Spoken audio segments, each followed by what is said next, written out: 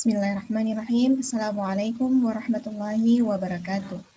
Alhamdulillah, puji syukur kita ucapkan kepada kehadirat Allah Subhanahu wa taala yang masih memberikan kesempatan kepada kita semua untuk bisa hadir pada kegiatan pembelajaran pada hari ini. Selanjutnya salawat berikan salam tidak lupa pula kita hadiahkan buat baginda Rasulullah SAW. Allahumma salli ala sayyidina Muhammad wa ala ali sayyidina Muhammad. Oke, baik. Apa kabar adik-adik semuanya? Semoga dalam kondisi yang selalu sehat walafiat. Walaupun sekarang kita sedang dilanda musibah COVID-19. Mudah-mudahan kita tetap semangat dan selalu menjaga kesehatan kita. Baik, pada kesempatan kali ini kita akan belajar tentang kesetimbangan kimia. Ada beberapa poin yang nanti akan saya jelaskan tentang kesetimbangan kimia. Baik, yang pertama ini tentu kita harus paham dulu apa itu tentang kesetimbangan kimia. Ya, jadi kesetimbangan kimia itu merupakan suatu reaksi reversibel di mana zat-zat reaksi dapat bereaksi kembali membentuk zat-zat bereaksi. Kemudian reaksi reversibel ini berlangsung secara terus-menerus, tidak pernah berhenti, dan inilah yang dikatakan dengan kesetimbangan dinamis. Notasi dari reaksi reversibel ini adalah panah ke kanan dan panah ke kiri. Artinya ini panah dua arah. Nah, contoh ini panah satu arah, berarti ini reaksinya tidak bersifat reversibel atau irreversibel namanya. N2 ditambah 3H2 menghasilkan 2NH3. Kemudian yang ini merupakan contoh reaksi reversibel. Nah, dikatakan setimbang ketika N2 ditambah 3H2, N2 ditambah 3H2 menghasilkan 2NH3 dengan tanda panahnya ke kiri dan ke kanan. Kemudian, poin yang kedua yang akan saya jelaskan adalah faktor-faktor yang mempengaruhi kesetimbangan kimia. Jadi ada beberapa faktor yang mempengaruhi. Menurut prinsip Le Chatelier, mengatakan jika terhadap suatu kesetimbangan dilakukan suatu aksi atau tindakan, maka sistem itu akan mengadakan reaksi yang cenderung mengurangi pengaruh aksi tersebut. Nah, kalau misalnya kita buatkan persamaannya reaksi sama dengan minus aksi. Nah, ada pun beberapa faktor tadi yang mempengaruhi kesetimbangan kimia itu adalah yang pertama pengaruh konsentrasi. Pengaruh konsentrasi, nah jika salah satu konsentrasinya ditambah, maka reaksi kesetimbangan itu akan bergeser dari arah zat yang ditambah tersebut. Yang kedua, jika salah satu zat konsentrasinya dikurangi atau diperkecil, maka reaksi kesetimbangan akan bergeser ke arah zat yang dikurangi tersebut. Contoh, ini ada persamaan 2A ditambah B menghasilkan 3C ditambah D. Nah, kita misalkan jika salah satu zat konsentrasinya ditambah, artinya saya misalkan 2A ini ditambah, gitu. Konsentrasi 2A atau B ini saya tambah. Berarti kesetimbangan ini akan bergeser dari 2A tambah B ke zat yang ditambah tersebut. Dari zat ini akan menuju ke 3C tambah D. Berarti pergeseran kesetimbangan. Jika konsentrasi reaktan ini saya perbesar, berarti akan bergeser ke arah 3C ditambah D.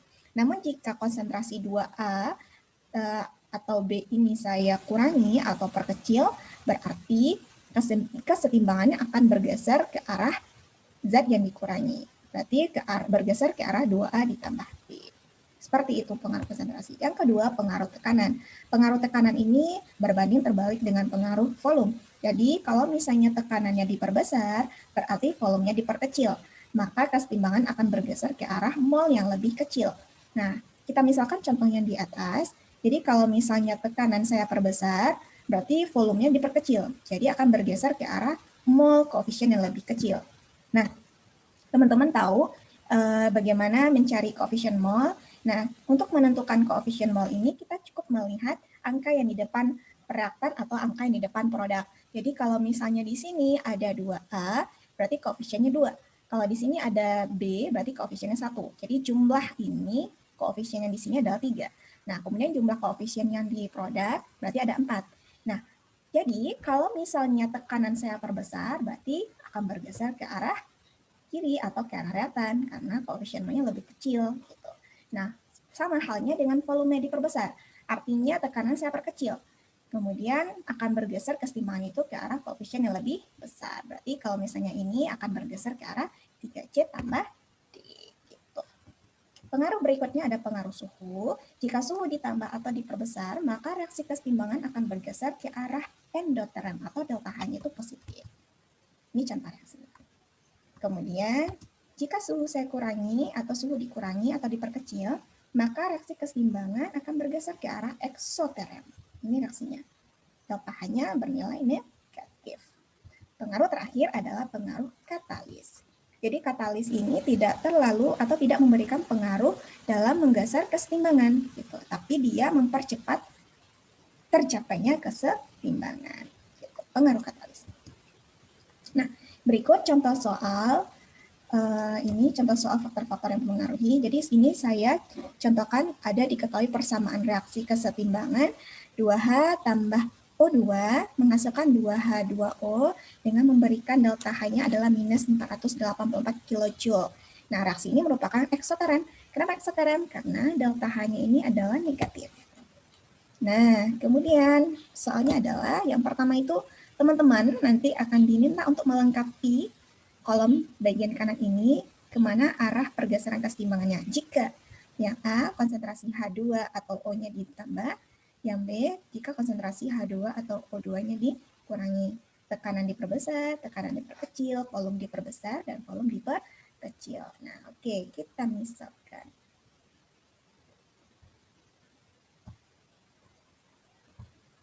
Nah, kita misalkan yang A. Jadi saya akan contohkan poin A, kemudian nanti untuk jawabannya silakan teman-teman jawabnya untuk poin-poin yang nomor 2, nomor 3, nomor 4. Oke, tadi kita udah menjelaskan kalau misalnya konsentrasi H2 atau O2 ditambah, nah berarti ini yang di reaktan ini berarti kita tambahkan ya. Berarti H2 dan O-nya ditambah, O2-nya ditambah gitu. Jadi, kemana arah pergeseran kesetimbangannya? Berarti akan bergeser ke arah produknya. Karena aturannya tadi akan bergeser dari, berarti ke arah 2H2O. Nah, kemudian jika konsentrasi H2 atau O2 ini dikurangi, berarti pergeseran kesetimbangannya ke arah H2 dan O2. Berarti jawaban di sini yang jika H2 atau O2-nya ditambah, berarti pergeseran kesetimbangannya ke arah 2H2O. Kemudian kalau konsentrasi H2 atau O2 dikurangi, berarti bergeser ke arah dirinya. Berarti di sini jawabannya 2H2 tambah O2. Nah, gitu. Nanti silakan teman-teman lengkapi dan dilanjutkan dengan pembahasan berikutnya. Oke, kita lanjut dulu. Poin berikutnya adalah bagaimana cara menentukan tetapan kesetimbangan. Nah, menurut hukum Goldberg mengatakan bahwasanya untuk mencari tetapan kesetimbangan itu kita hanya membagi hasil kali konsentrasi produk dibagi dengan hasil kali konsentrasi reaktan gitu, dipangkatkan dengan koefisiennya. Nah, untuk mencari nilai KC-nya, berarti KC itu adalah kesetimbangan berdasarkan konsentrasi. Berarti hasil kali konsentrasi hasil reaksi atau produk dibagi dengan hasil kali konsentrasi fraksi atau dibagi dengan hasil kali pereaktan yang masing-masingnya nanti dipangkatkan dengan koefisien.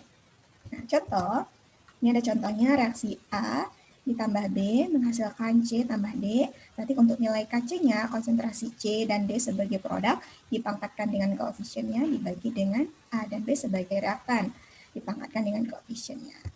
Ini contohnya, ada 2NO2 menghasilkan N2O4. Jadi KC-nya adalah N2, konsentrasi N2O4 dibagi dengan konsentrasi NO2 dipangkatkan dengan 2.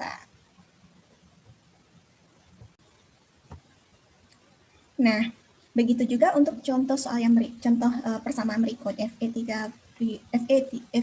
plus tambah CNS minus menghasilkan FeCNS 2 plus, berarti KC-nya adalah produknya dibagi dengan reaktannya.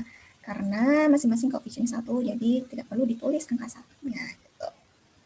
Kemudian berikutnya kesetimbangan heterogen. Nah, jadi aturan dari kesetimbangan heterogen ini ada beberapa yang harus kita pahami dulu dalam menentukan KC. Nah, dalam menentukan KC, jika terdapat fase gas dan fase padat, gitu, yang menentukan nilai KC-nya adalah fase gas. Kemudian ini ada contohnya juga. Kemudian jika fase gas, ada fase cair, yang menentukan nilai KC-nya tetap fase gas. Nah, ini silakan teman perhatikan. Contohnya ini ada liquid, ada gas. Berarti yang menentukan adalah gas H2O. Nah, yang di atas juga tadi ada gas, ada solid. Jadi yang menentukan adalah gas saja CO2. Jadi nilai KC-nya adalah konsentrasi CO2. Kemudian jika terdapat fase aqueous atau liquid, yang menentukan KC-nya adalah aquos, hari ini kehalang, ya, aquos. Contohnya ini. Oke. Kemudian jika terdapat fase aquos, fase solid, yang menentukan tetap fase aquos atau larutan. Contohnya, kemudian jadi di antara banyak fase heterogen, ada fase gas tadi, ada fase solid, ada fase liquid, dan fase cair gitu. Jadi yang menentukan harga fasanya itu adalah fase gas dan fase aquos atau larutan. Contoh soal. Nah, ini ada contoh soal. Ke dalam wadah 1 liter dimasukkan 3 mol gas CO dan 3 mol gas H2O sesuai dengan reaksi kesetimbangan CO gas tambah H2O fase gas menghasilkan CO2 fase gas tambah H2 fase gas. Nah, jika pada keadaan seimbang terdapat 0,2 mol gas CO2, tentukan nilai Kc-nya. Tentu di sini harus kita tulis dulu apa yang diketahui. Volume 1 liter, kemudian ada mol, mula-mula CO 3 mol, H2O 3 mol, kemudian pada mol setimbang CO2 0,5 mol. Jadi yang ditanyanya itu adalah nilai Kc. Nah, untuk pembahasannya akan kita jelaskan. Nah, langkah pertama yang harus kita lakukan adalah menulis persamaan reaksi. CO ditambah H2O menghasilkan CO2 ditambah H2. Kemudian kita menuliskan keadaan mula-mula, kemudian keadaan bereaksi, ketika setimbang. Oke. Tadi di soal sudah diketahui bahwasanya mol mula-mula CO itu adalah 3 mol. Kemudian mol mula-mula H2O adalah 3 mol juga. Kemudian yang diketahui 5 mol pada kondisi setimbang. Nah, kalau di sini berarti kita memainkan koefisien. Kalau setimbang 0,5 mol, berarti di sini adalah keadaan bereaksi CO2 itu adalah 0,5 mol. Kemudian kita cari di sini berarti tetap 0,5 mol. Kenapa? Perbandingan koefisien 1 per 1 dikali 0,5 sama dengan 0,5 mol. Kemudian juga untuk mencari kondisi bereaksi H2O, kita pakai rumus perbandingan koefisien juga. Berarti 1 per 1 dikali 0,5 mol. Di sini 0,5 mol. Kemudian CO juga 0,5 mol. Nah, kemudian keadaan setimbang, kita mencari keadaan mula-mula dikurang keadaan bereaksi. Berarti 3 dikurang 0,5 sama dengan 2,5 mol. H2O juga seperti itu. 2,5 mol. Di sini berarti 0,5 mol. Nah, rumus mencari Kc adalah konsentrasi CO2 kali konsentrasi H2 dipangkatkan koefisien ya. Koefisiennya sama-sama 1, berarti tidak perlu kita tuliskan satunya. Kemudian dibagi konsentrasi CO dikali konsentrasi H2O. Nah, koefisiennya juga sama dengan 1, berarti tidak perlu kita tulis 1. Oke, yang di sini berarti yang diketahui adalah konsentrasi gitu ya.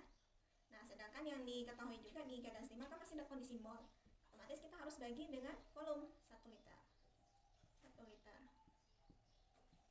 Nah, kenapa dibagi volume 1 liter? Karena untuk mencari konsentrasi, rumusnya kan sama dengan mol dibagi volume. Nah, maka kita dapatlah konsentrasi sini nanti tetap ya.